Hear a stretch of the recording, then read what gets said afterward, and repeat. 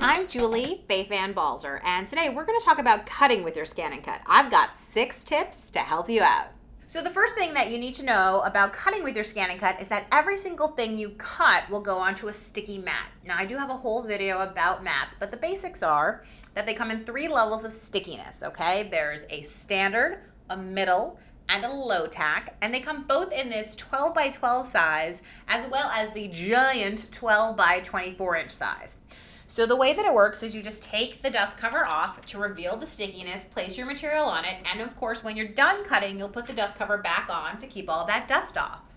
The second thing about cutting with your ScanNCut is that it'll cut a whole wide range of materials. What we always say is it's virtually anything up to 2 millimeters. Essentially, if you could cut it with a craft knife, then your ScanNCut will cut it.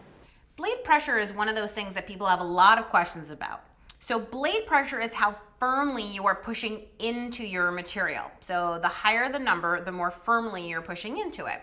So for example, if you were cutting fabric, you might have the same blade depth as paper because it's the same thickness. However, you would increase the pressure because the blade needs to push more firmly to cut through those fibers. That's just how fabric is woven together.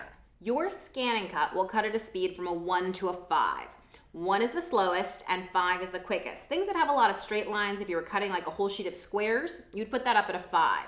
Things that have a lot of detail, tiny little cuts, lots of curves, you'd put that down at a 1. So just remember, the more intricate a design, the slower the speed, and then the more simple the design, the higher the speed.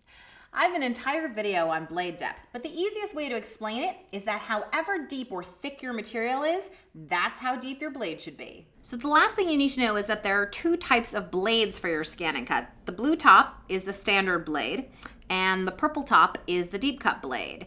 And just like the name sound, the standard blade is for cutting standard materials, vinyl, paper, things that are thin, and the deep cut blade is for cutting things that need a little more, well, thickness. So that would be felt, foam, or anything thicker.